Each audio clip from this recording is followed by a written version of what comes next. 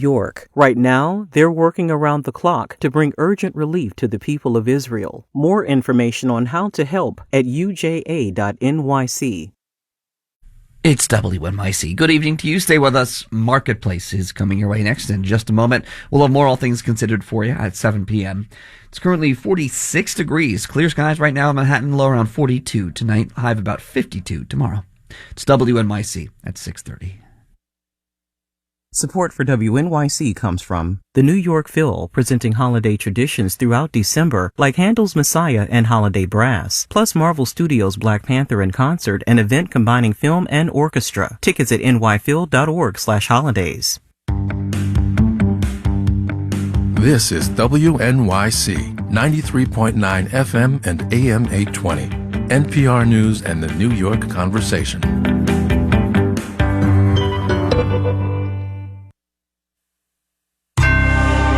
Marketplace is supported by Wealth Enhancement Group, dedicated to the art of financial planning backed by the science of investing.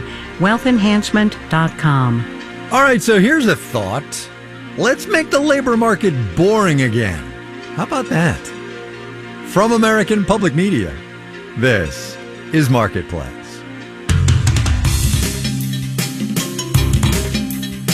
Marketplace is supported by Alteryx, the analytics cloud platform with enterprise-ready AI to help organizations drive better decisions faster. More at alteryx.com.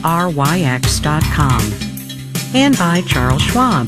Schwab believes every investor deserves to work with a firm they can count on, with financial consultants ready to serve clients and 24/7 live help. In Los Angeles, I'm Kyle Rizdal. It is Friday today, the 8th of December. Good as always to have you along, everybody. We will talk as we go in today about making the labor market boring again, but the conversation will be anything but boring. So much to talk about, so little time. It's a one-woman show today. Kate Davidson is solo. She's at Bloomberg. Hi, Kate. Hi, Kai. How are you? I'm good. So what do you think? Is the labor market, can we just say that the labor market is kind of getting boring again? Yeah, I was remembering, I think I was on your show some years ago and uttered the words, another strong jobs report, blah, blah, blah. I think that's what I said, and it sort of feels like that again, right? Like, yeah. still chugging along. Super Here important. Yeah, super important, obviously. But look, this is a no net effect jobs report on the Fed for next week, right? And it's very calm. So this is a good thing that the labor market's getting boring again, right?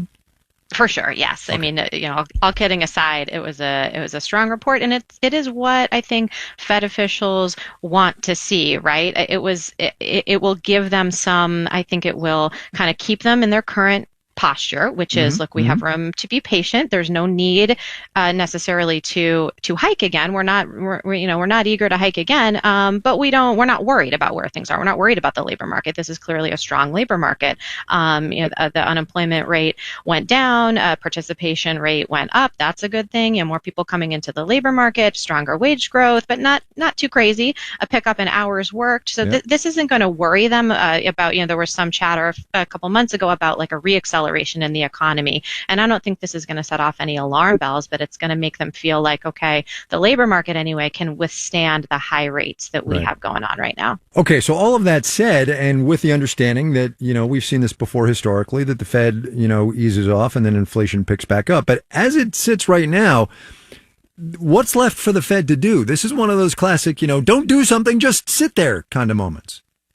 Yeah, for sure. I mean, it kind of fits with, so the view that Chair Powell expressed recently when he was speaking was this idea that, there have been a lot of benefits on the supply side of the economy, improvements that have helped bring inflation down. And his view that he expressed was that we've kind of seen probably most of the benefits to inflation that we're going to get from that. And it might require some more work on the demand side, which is what the Fed is good at, right? That's what their tools are meant to do, is cool demand, to get inflation closer to their 2% target. There are certainly some economists are skeptical of that. They don't think that's necessary, but this is at least the view from the chairman of the Fed. So what does that mean? Rates, are close to, or really probably in all likelihood at their peak. We don't think there are going to be further rate hikes, but what they'll do is they'll hold them there. That's what they've said all along that they intend to do. The big question, of course, is how long are they going to keep them elevated? At this point, rates have been where they at the current level since last July. So it's kind of been a while now. And heading into next year, I don't think, markets were kind of starting to think, hey, we might see a rate cut in March. I think that's probably a little premature. We'll find out next week when the Fed releases their own projections, Fed officials, of where they see rates going. But certainly, I think they're going to be comfortable keeping them where they are to try to just keep squeezing. As inflation comes down, that will kind of keep squeezing demand a little bit. Right. On the theory that when they cut rates, they're going to do it much more gradually than they did on the way up. That is to say, there's not going to be any 0.75 of a percentage point cut, right? The way they bumped them up on the way up. So my question is, when they cut, it'll be a 0.25 percentage point. Are they cutting for the actual economy, you and me and everybody out there trying to get by? Or will they be cutting for the markets because that's who they think they need to talk to? That's an interesting question. I haven't really thought about that. Let's do it live on the radio right now. Let's think it through right now. Well, I think certainly it is ultimately what the Fed does. The Fed would say, of course, like their mandate and what they do is about the real economy. Right. Let's just put that out there, that they would say they're not trying to, their primary concern is not financial markets, and they're not really all that worried about them unless they're breaking things or unless things are breaking. Right. But I will say about the shape of rate cuts, I do think it matters whether what the timing and sort of the size and the pace of them. It does depend on why they're cutting. And so kind of implicit in your question was that they might be slowly cutting because inflation is coming down. There could be a turn, right? Things could start going south if the economy starts really deteriorating, as some people expect. If there is a downturn or recession, that could speed things up. I think a lot of what they do, really a more important question than whether or when they cut, is really why they're cutting. So right now, it looks like they may start cutting because we are in this soft landing mode and inflation is falling, but that could change quickly. There's no way for you to know this, but I'm going to ask it anyway. What's the monster under Jay Powell's bed right now? There isn't a way for me to know this, but I think, I think a big question still remains like consumers, right? This consumer spending and consumer behavior, it's just been so much stronger than anyone anticipated. So I think that a lot depends on that, right? And as we saw this morning, some really positive, really strong consumer sentiment numbers. Consumers are feeling pretty good, better than they have in a few months, and so that's good certainly for the White House, for President Biden, who we haven't talked about, and they have a lot riding on what happens to the economy next year. But it could also make them feel better about getting out and spending. So that matters a lot to the economy. I think Fed officials will always tell you that they'll be the first to say they don't really know where the risk is gonna come from. I think there's slowing in China is a concern, global growth is a concern. I think some of the market volatility that we've seen is not ideal, but it's not worrying them too much lately. So I don't know that any of those are monsters. He's probably got a few under there. He probably does. Super quick on the way out, just because you brought him up, and we haven't really talked about him in a while, you and I, or frankly anybody. The White House looks at this number today and says, number one, phew. And then they say, holy cow, what do we think the spring brings, right? Right. All along, this White House has kind of been looking at these, I think, these positive jobs reports and being like, yes, but also, what does it mean for Fed policy, right? So I think they have fully expected a slowdown, a cooling, a normalization, but and they are still team soft landing, right? Treasury Secretary Yellen. But right, I think they're going to be sort of holding on for dear life from now until the election, every jobs Friday, right? I think at this point it does feel like, okay, inflation, I think in their perspective, is pretty well in hand, right? It's continuing to come down. I don't think there's the same angst about those reports as there will be going forward about the jobs reports in the labor market. Kate Davidson at Bloomberg, saving our bacon today. Kate, thanks so much. Thanks, Kai. Wall Street on this Jobs Day Friday. Big burst of enthusiasm out the gate, and then a stall, and then a long, slow climb into the weekend. We'll have the details when we do the numbers.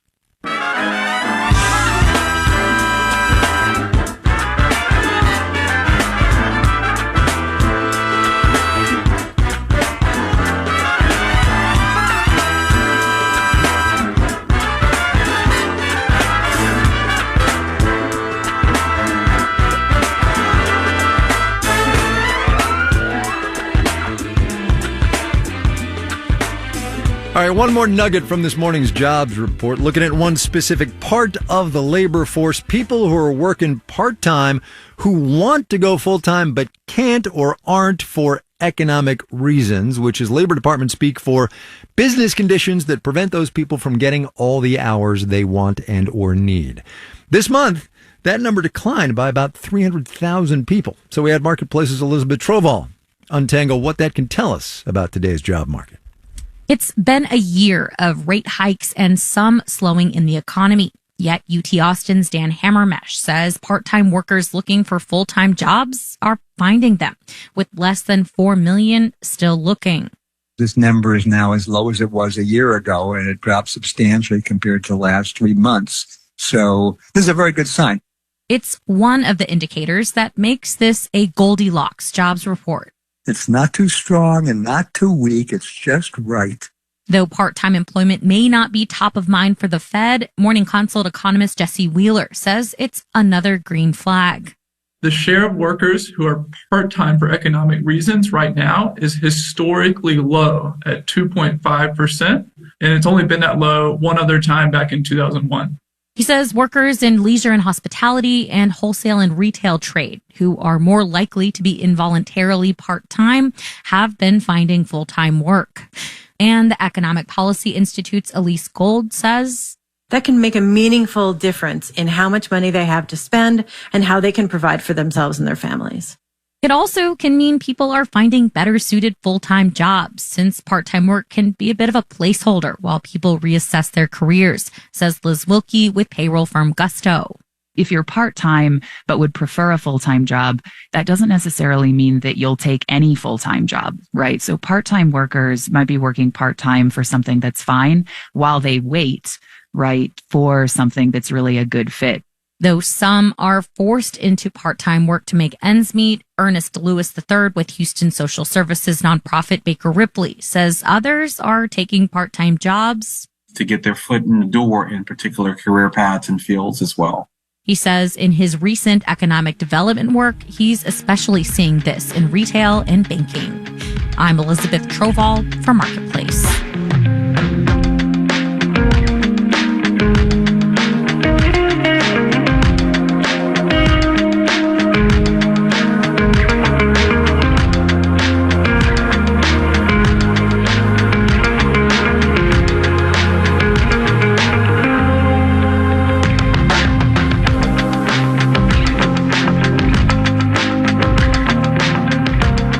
Amazon's got a new grocery subscription it's rolling out for Prime members, that is. It's coming out in a couple of places across the country for $9.99 a month on top of what they pay for a Prime membership, by the way.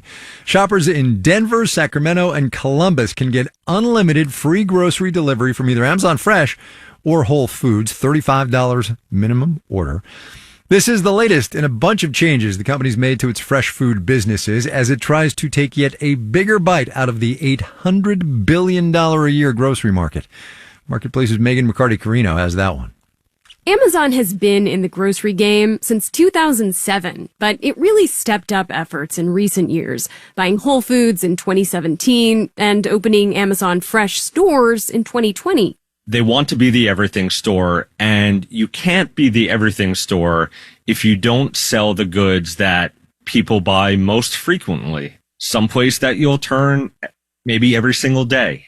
Jason Del Rey is the author of Winner Sells All, Amazon, Walmart, and the Battle for Our Wallets. And he says on the grocery front, Amazon does not have the upper hand. It kind of sounds like a hot mess. And not the delicious kind. The company has opened and then closed brick and mortar stores, switched around the order size that qualifies for free deliveries, offered groceries for a fee to non-Prime members. And yet here we are, the end of 2023, and they're really still searching. Amazon's share of the total grocery market is in the single digits, but buying food online did get supercharged by the pandemic, says Jake Dollarhide, CEO of Longbow Asset Management, who's still in the habit. I placed an order to have some blackberries and blueberries and meat delivered here to our home, and it's a game changer. But Dollarhide ordered from Walmart, which leads both online orders and the entire grocery market in the U.S. Walmart is going to own the value proposition every day of the week, twice on Sunday. While Amazon, like Walmart, has the benefit of scale, it doesn't, at the moment, have thousands of local stores. And it's hard to make it in the grocery business on deliveries alone, says Phil Lempert, editor of Supermarket Guru. He says even Instacart relies on advertising in its app to stay afloat. Consumers, for the most part, are not willing to pay the price for delivery. Nobody makes money on it. It's more of a convenience. It's more of a way to build a relationship with people. He says typical grocery margins are just 1.5%. So it takes a very successful grocery business to maintain a semi-successful delivery business. I'm Megan McCarty-Carino for Marketplace. Hey, I don't know if you've heard, but if you missed something on the actual radio, you can get us on a podcast. Platform of choice, marketplace.org, however you like.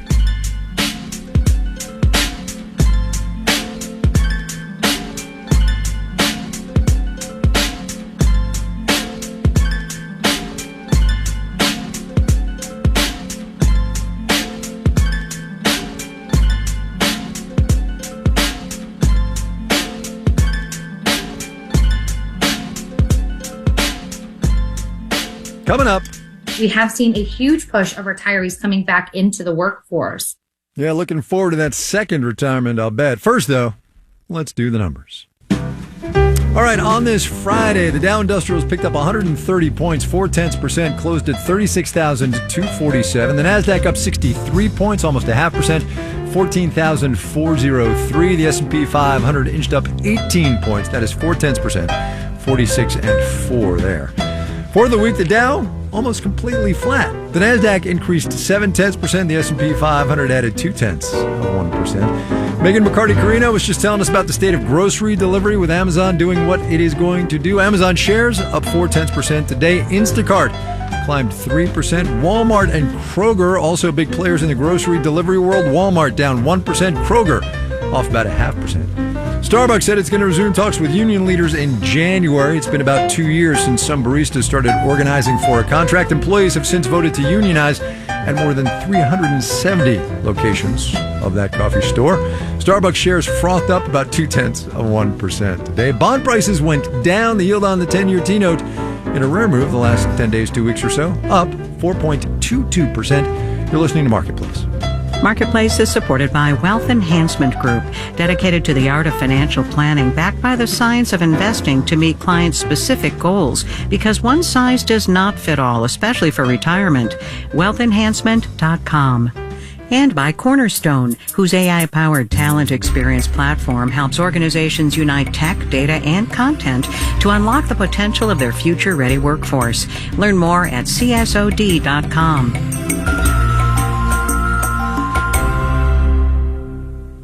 WNYC is supported by Kiwi Partners, scalable bookkeeping, controller, and CFO services to nonprofits, also offering accounting technology, consulting, and HR services for growing nonprofits. More at kiwipartners.com/WNYC. I'm Negin Farsad in for Peter Sagal. On last week's Wait, Don't Tell Me, we asked Dakota Johnson what it was like growing up with famous parents. Well, I would tell you different things that I tell my therapist. Okay. This week, we'll ask our guest Fred Schneider of the B-52s to spill his innermost secrets. That and more on the News Quiz from NPR. Tomorrow morning at 11 on 93.9 FM and AM 820 WNYC.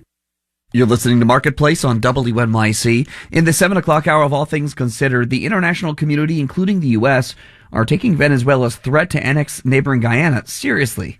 But Guyanese are standing firm. We're going to have that and more in the 7 o'clock hour. Stay tuned.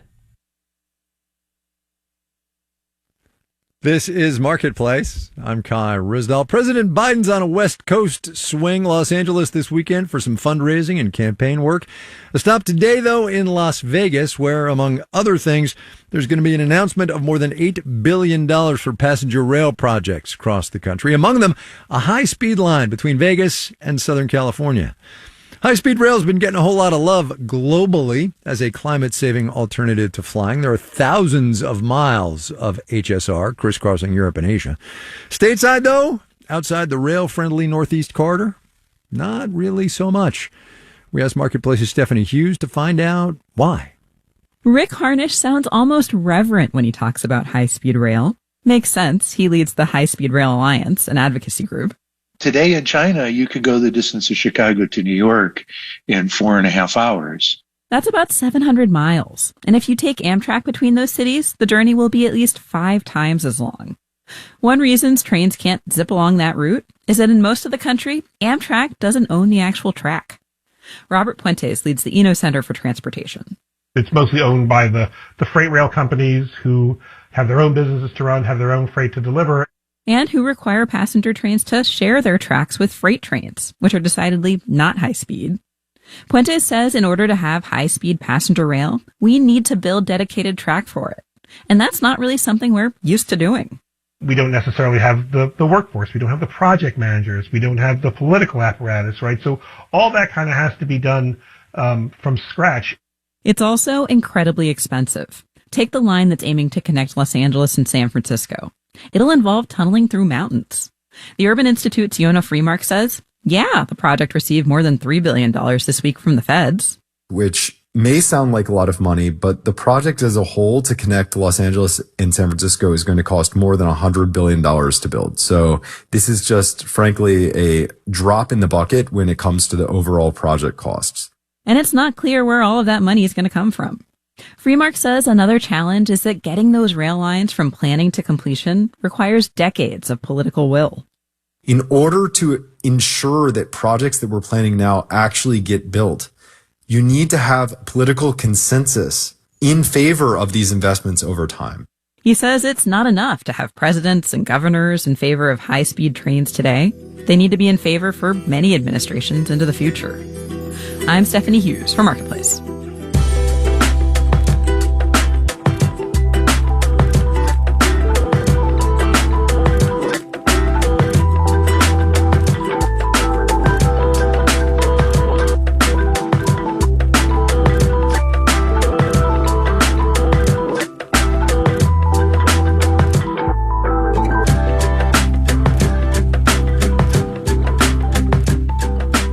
The holiday shopping season is a complicated economic beast where the variables abound. What consumers are in the mood to buy, how much we go out to celebrate, how much we spend, and whether that's in a store or online. And for companies, how much inventory should they hold? What promotions or specials are they going to have to offer to get us in the door? And how much seasonal help they ought to hire to be ready for all that hoped-for extra business that they are going to do. Because in what is still, even as things slow a bit, dare I say, get boring, this is a pretty tight job market, and predicting the demand for holiday labor can be tricky, as Marketplace's Mitchell Hartman reports. Well 80 Brewhouse is a popular bar and restaurant in downtown Olympia, Washington, a state capital and college town. Tuesday's trivia night, Wednesday there's bingo, Thursday discount cocktails. Owner Chris Knutson says business dips heading into early fall, then bounces back with family gatherings, workplace parties, and the like.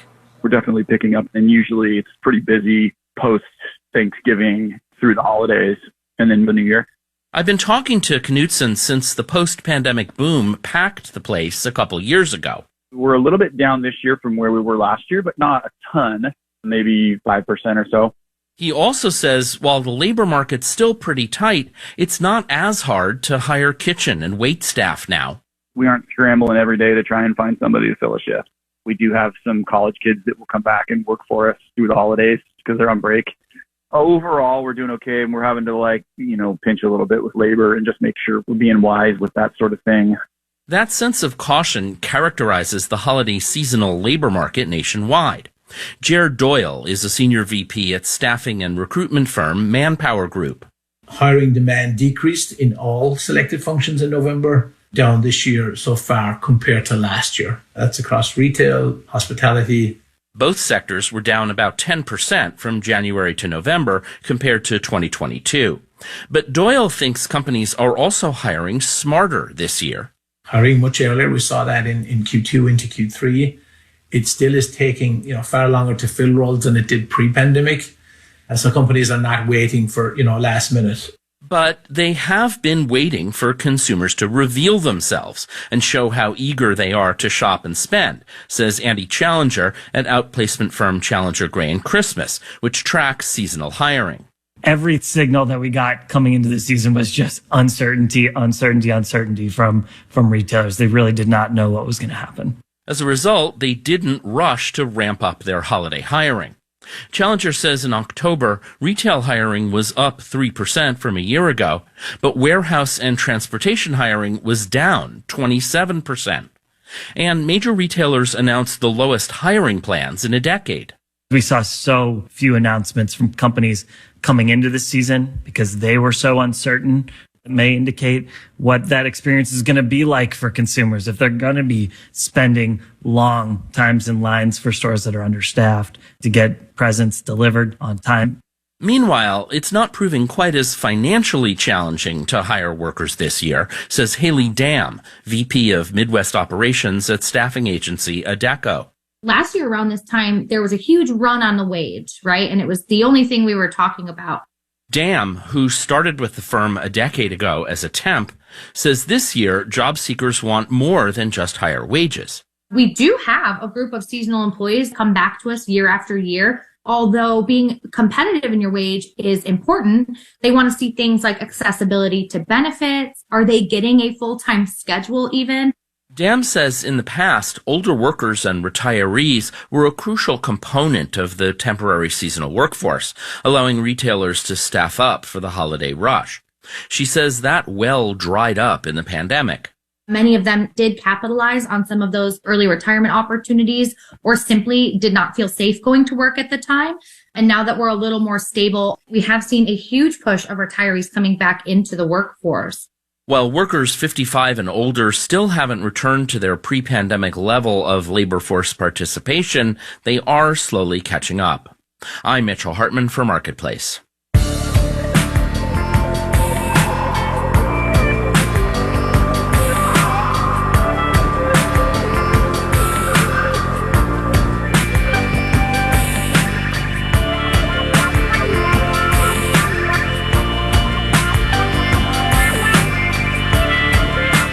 Marketplace is supported by Betterment, the automated investing platform that helps make it easy to be invested for the long term.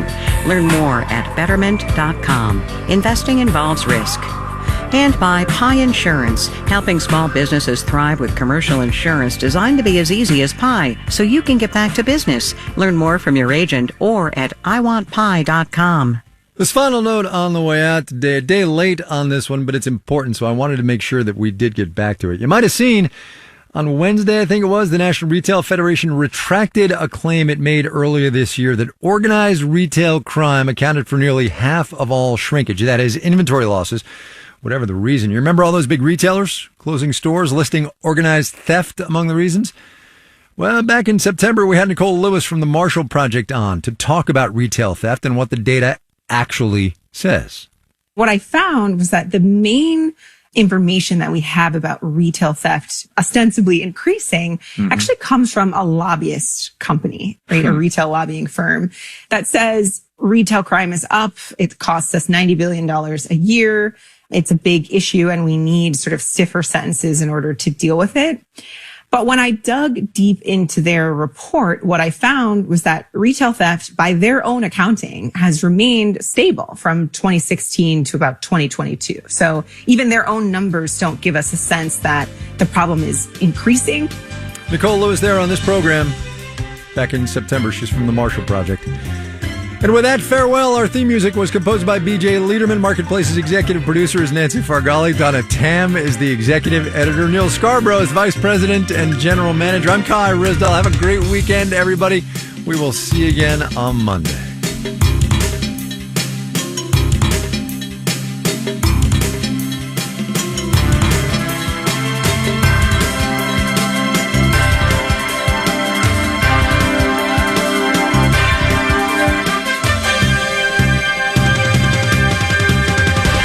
This is 8 p.m.